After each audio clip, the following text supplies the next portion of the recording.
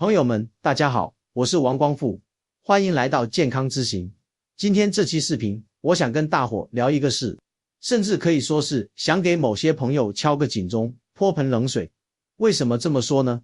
因为在我身边，我发现了太多让人后脊梁发凉的例子。很多朋友辛辛苦苦工作一天，晚上想放松一下，躺在沙发上刷刷手机，结果下一秒各种鞋的广告就塞满了屏幕。最让人细思极恐的是什么？是这种被窥视的感觉，这种隐私一点一点漏光的无力感。很多时候其实是咱们自己在不知不觉中亲手把后门给打开的。咱们今天这个话题得从一个特别日常、特别熟悉的场景说起。您琢磨琢磨，是不是也遇见过这样的事？正跟朋友微信语音聊晚上去哪家新开的餐馆尝尝，挂断语音没多久，美食推送就来了。甚至有时候你只是脑子里闪过一个念头，还没来得及搜索，相关的信息流就已经摆在眼前了。今天王光富就要帮大家把手机里这3位隐身窃听者给揪出来。在咱们正式揭秘这3大关键设置之前，请先点击下方的订阅按钮，并开启小铃铛通知，这样就不会错过未来更多实用的知识了。如果喜欢我们分享的内容，请在评论区输入支持老王，这是对我们持续创作最温暖的鼓励。也欢迎大家在下方留言区分享你们遇到的类似困扰或者防窥经验。好，咱们言归正传，先来点名的一类窃听者，我管它叫麦克风权限滥用系。这里面包括了您手机上几乎所有的社交、购物、娱乐甚至工具类 APP。您可能会说，我不用的时候把它后台关掉不就行了？但您知道这类 APP 的普遍操作逻辑是什么吗？那就是想方设法在安装时就一次性获取您的麦克风永久访问权。一旦您点了允许，就等于给他发了一张不限时、不限场合的监听许可证。您以为他只在您打开录音、语音输入时才工作，太天真了。在后台，他可能一直在默默倾听，收集环境音，分析您的对话内容，观看的视频音频，甚至您咳嗽2声，他都可能判断您是不是感冒了，然后给您推送药品广告。您想啊，偶尔需要用到语音功能，临时授权一下还行。要是您装了几十个 APP， 个个都常年拥有麦克风权限，您的手机就变成了一个24小时不间断的窃听器。这些数据被上传到服务器，经过算法分析，您的兴趣、爱好、消费意图、健康状态乃至家庭关系都被描绘得清清楚楚。而且，这种持续的监听和精准推送会让您越来越依赖手机，觉得他懂你，这就叫信息茧房和成瘾性设计，跟某些让人上瘾的东西是一个道理，目的是为了牢牢占据您的注意力，最终让您掏钱。第二类窃听者是位置信息泄露系，比如那些地图、外卖、打车软件，这咱们理解，确实需要位置才能服务，但很多根本不需要的 APP， 比如美颜相机、计算器、手电筒、读书软件，也哭着喊着要获取您的精准位置，甚至要求始终允许。朋友，这可能更危险。为什么？您得想一想，他要您随时随地的位置信息干什么？美颜相机需要知道您在哪个小区才能把您 P 好看吗？这背后是在绘制您的人生轨迹图。您常去哪家商场，每天几点上下班，接送孩子常走哪条路，周末喜欢去哪个公园，甚至定期会去哪个医院。这些连续精准的位置数据比单纯的住址信息要致命得多。第3类也是最隐蔽、最凶猛的，就是广告标识符追踪系。这个可能听起来有点技术性，我打个比方您就明白了。您的每部手机出厂时或者安装系统后，都会被分配一个独一无二的虚拟身份证号。这个号在广告行业里叫 IDFA 或 OED， 它的本意是用于匿名追踪广告效果。但现在的操作完全变味了，几乎所有的 APP 都会读取这个号码，然后您在不同 APP 里的行为，在 A 软件搜索了汽车，在 B 新闻客户端浏览了财经文章，在 C 视频平台看了育儿视频，所有这些碎片信息，通过这个共同的身份证号就能被串联起来，拼凑出一个完整的、立体的数字化的您。更可怕的是，这个标识符可以跨设备关联，您的手机、家里的平板，甚至您连接过的智能电视、音箱都可能被串联起来。我在做案例研究时见过最夸张的情况，一个用户只是用家里电视的购物软件浏览了某商品，根本没登录账号，第二天他个人的手机 APP 上就出现了该商品的广告，这就是跨设备追踪的魔力。说到这，肯定有朋友心里犯嘀咕，老王，这个道理我好像懂了点，但我这手机还得用啊， APP 不授权很多功能用不了，想保护隐私又不想手机变砖头，有没有折中的办法？当然有，我给您3招保命操作，不用卸载所有 APP， 但能把隐私泄露的风险砍掉一大半。第一招叫最小化授权原则，把永久通行证变成临时工作证。安装新 APP 时，任何权限请求都不要习惯性地点始终允许或同意。对于非核心功能必须的权限，比如麦克风、位置、通讯录，一律先点禁止或使用 APP 时允许。以地图软件为例，只在您打开它导航时才允许获取位置，一旦退出，权限自动收回。对于手电筒、计算器这类工具，直接拒绝所有不必要的权限请求，它照样能工作。这就像您家请个修水管的工人，只让他在工作时间进入相关区域干活，干完就走，而不是给他一把永久的家门钥匙。第二招，练就火眼金睛，定期清理权限后院。别以为安装时设好了就一劳永逸，很多 APP 会随着更新，偷偷增加新的权限需求，或者已有的权限被滥用。您需要像定期打扫房间一样，去手机设置里清理权限。我教您一个标准自查流程，打开手机设置，找到隐私或应用管理，进入权限管理。在这里，您可以清晰地看到哪个 APP 拥有麦克风、位置、相机、通讯录等敏感权限。第三招，釜底抽薪，关闭个性化广告推荐。这是对付那个虚拟身份证追踪的最有效方法。在手机设置里找到隐私选项，里面通常会有一个叫广告与隐私或者个性化广告推荐的开关，把它关掉。这个开关关闭后，系统会重置您的广告标识符，并且限制 APP 们基于您的兴趣进行精准广告推送。虽然关掉后您看到的广告不会减少，但这些广告将不再基于您敏感的个人行为数据生成，您被画像的程度会大大降低。其实说到隐私泄露，很多朋友觉得只要我还没接到诈骗电话，还没丢钱，是不是就没事？大错特错。长期的无意识授权和隐私泄露会在您的数字世界里埋下无数颗看不见的雷。这些雷，技术专家叫数据足迹和潜在攻击面，普通人可以理解为数字世界的慢性病。您是不是也有这样的困惑？手机好像越用越卡，电池越来越不耐用。骚扰电话和垃圾短信虽然设置了拦截，但总有一些漏网之鱼，花样翻新。还有那种隐隐约约的不安全感，总觉得在网上做什么都被人看着。这个答案呢，说出来您可能恍然大悟，很可能是因为咱们一直在治标，没有堵住那个本。这个本就是您手机里一场已经持续了很长时间的数据 bleed。咱们一说黑客攻击，脑子里是不是马上就闪过这样的画面？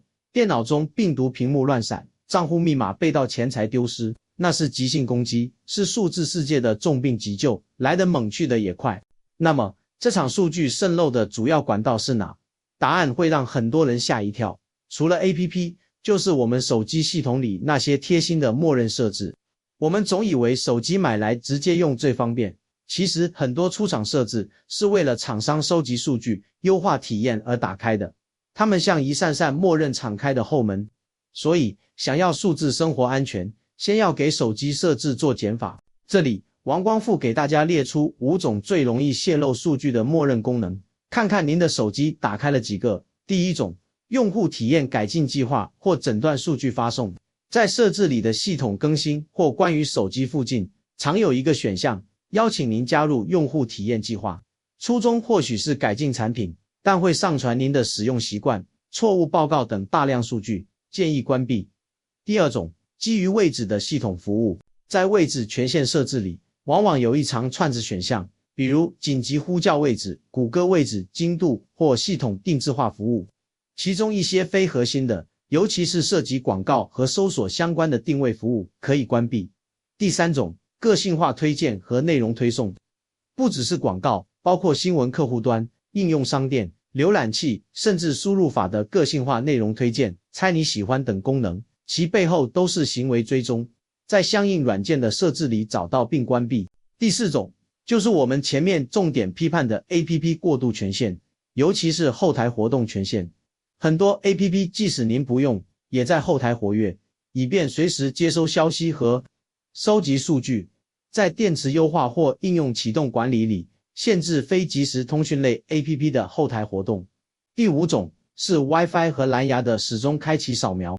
为了提供更精准的位置和快速连接，手机会默认开启，即使在关闭状态下，也要扫描 Wi-Fi 网络和蓝牙设备的功能。既然有数据渗漏点，那有没有数字防火墙？当然有。要想修补手机这道隐私城墙，我们需要一种主动的设置管理意识，它是数字安全的第一道防线。哪些习惯能筑起防火墙？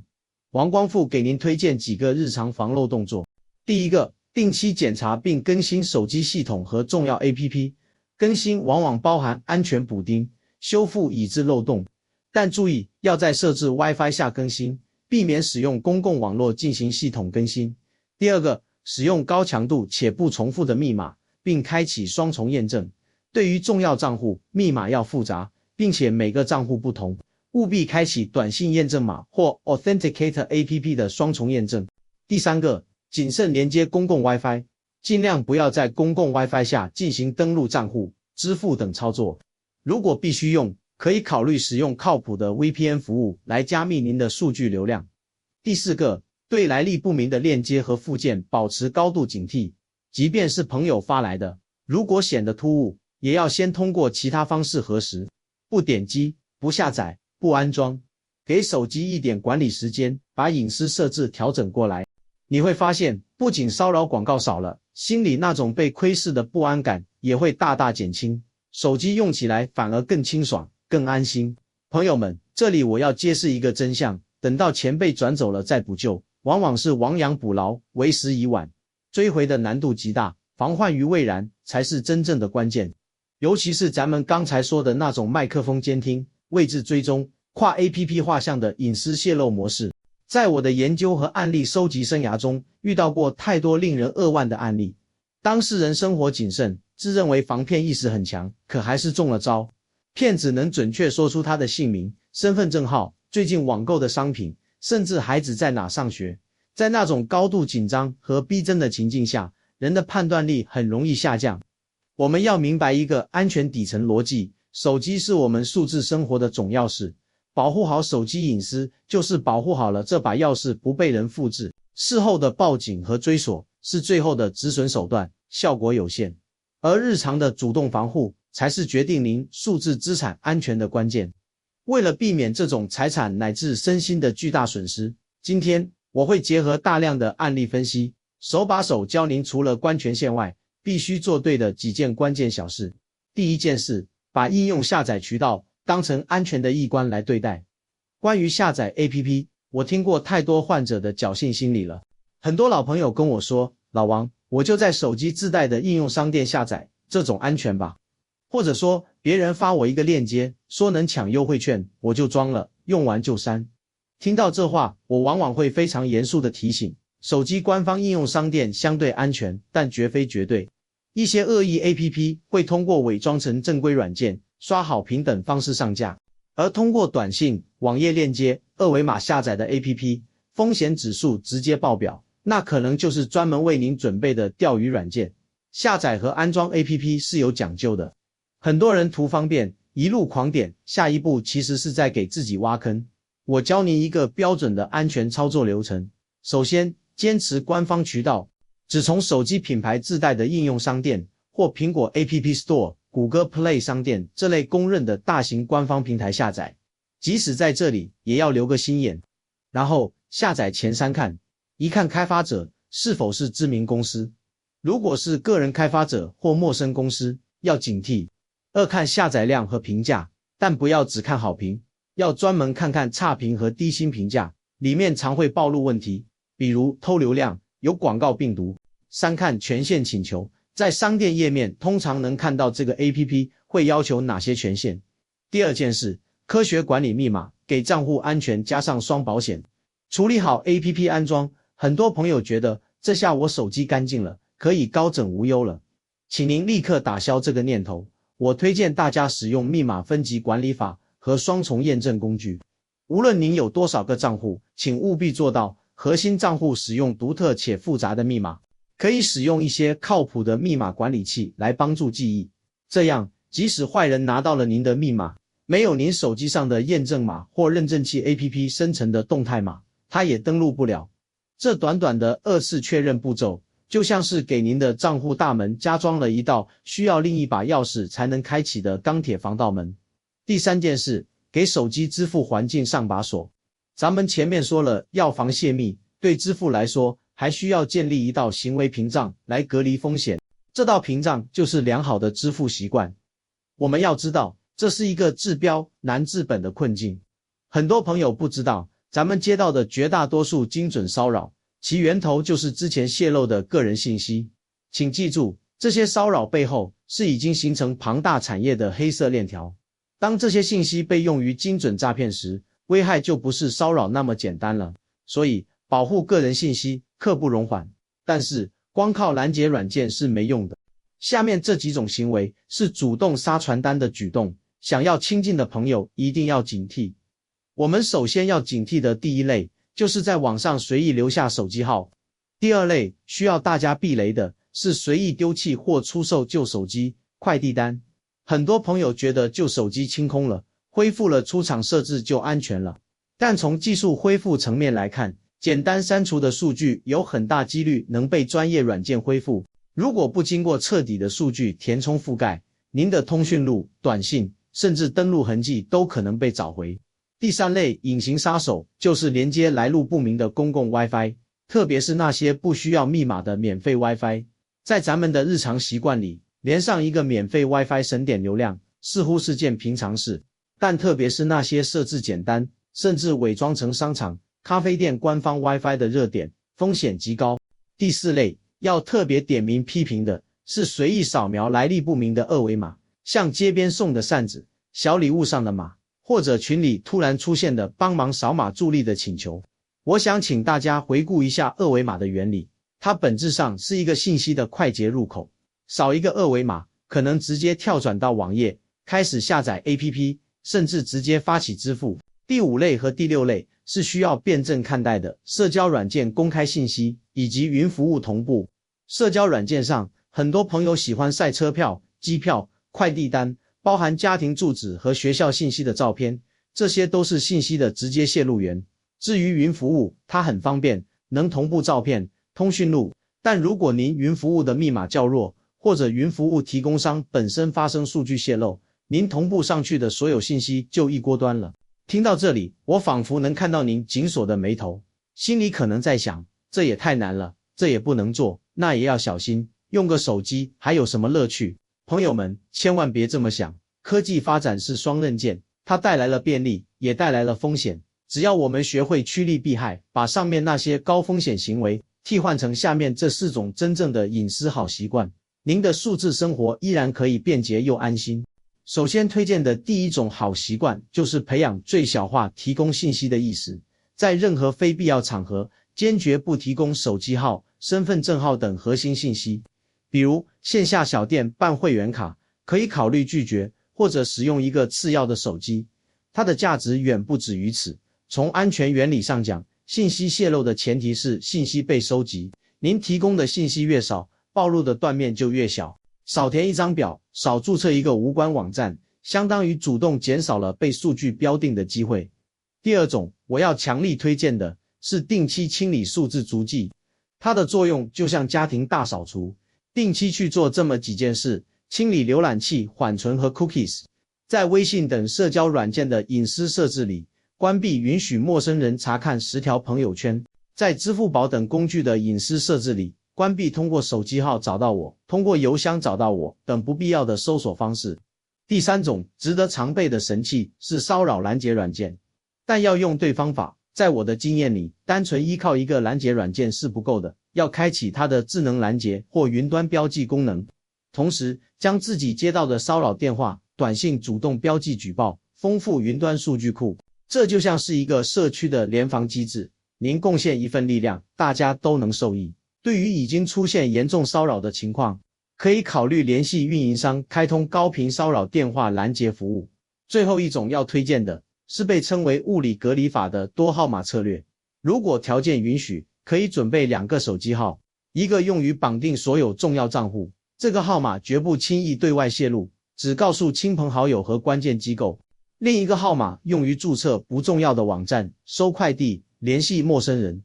这样即使副号被泄露、被打爆，您的生活核心依然稳如泰山。直接换掉副号即可，成本极低。除了行为习惯，我必须得花点时间，严肃地和大家谈谈心理防线的问题。这是一个在防骗中极其关键却又最容易被突破的误区。我不止一次听到受害者说，骗子说的信息太准了，由不得我不信啊。朋友，如果不筑牢最后这道心理防线，您的所有技术防护都可能在一个精心设计的剧本前溃败。虽然我们前面做了很多努力减少信息泄露，但不能保证100%不漏。当骗子利用某些已知信息结合社会工程学剧本时，关键就看您能否在紧张时刻保持一丝冷静。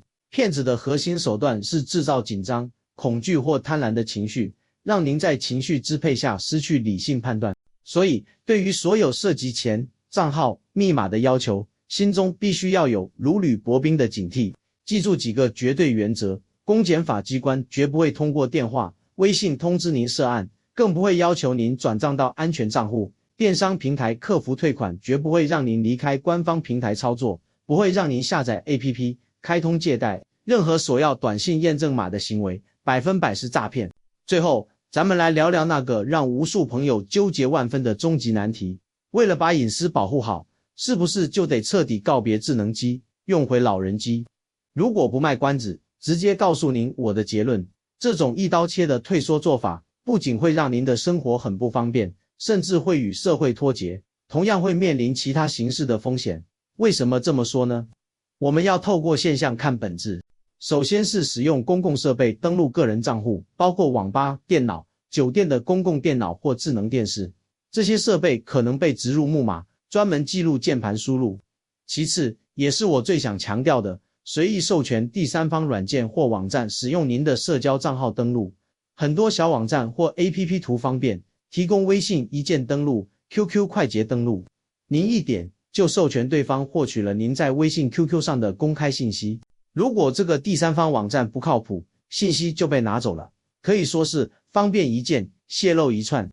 除此之外，那些要求您上传手持身份证照片、银行卡照片才能办理的业务，一定要确认对方是绝对正规、官方、权威的机构，否则这些高敏感照片一旦泄露，后患无穷。选对了工具，怎么用才是关键。我要传授大家一个我自己在生活中都在用的场景隔离法，区分使用场景。朋友们，讲了这么多，从麦克风的监听风险，到位置的轨迹泄露，再到广告标识符的无形追踪，您会发现数字世界真的是一个复杂的生态系统。您授权出去的每一个权限，不仅可能变成骚扰广告，还可能描绘出您的数字画像，破坏隐私屏障。隐私屏障一破，诈骗之患随时可能降临，财产和身心跟着受损。而为了防骗盲目拒接一切电话，又可能错过重要信息。这就是为什么王光复总是强调数字安全没有一劳永逸，但有清晰的逻辑可循。好了，咱们总结一下今天的核心知识点。大家记住了，房间厅要管理好麦克风、位置、相机这3类核心权限，能用时再开，用完即关，看清授权，防追踪，别让广告标识符串门，关闭个性化广告推荐，定期检查权限，防泄密，应用商店是主渠道，不点击不明链接下载，安装时细看权限，定期卸载不用 APP。 防诈骗，筑牢心理最后防线，不轻信，不慌张，不转账，多核实。我知道改变习惯很难，哪怕看完这个视频，您可能还是会嫌设置麻烦，还是会顺手点始终允许。没关系，不要追求完美。哪怕您今天只是关闭了一个 APP 的麦克风后台权限，哪怕您只是把某个软件的定位从始终允许改成了使用期间，哪怕您只是在下载新 APP 前多看了2眼权限列表，这都是巨大的进步。数字安全不是一场安装完杀毒软件就结束的战斗，而是一场伴随我们整个数字生活时代的持久战。我们需要的是隐私意识，知道什么行为风险高，什么设置能保护自己。最好的防火墙是意识，最好的杀毒软件是习惯，最好的加密方式是谨慎，最好的防护效果是平安。如果您觉得今天这些话对您有一点点启发，请千万不要吝啬您的点赞。这不仅是对王光复的支持，更是给您自己做一个安全的标记。更重要的是，请把它转发给您的亲人、朋友，也许您的这一个转发就能帮他们避开一个巨大的隐私陷阱，甚至保住一生的积蓄。不要忘记订阅健康之行，我是王光复，咱们下期视频不见不散。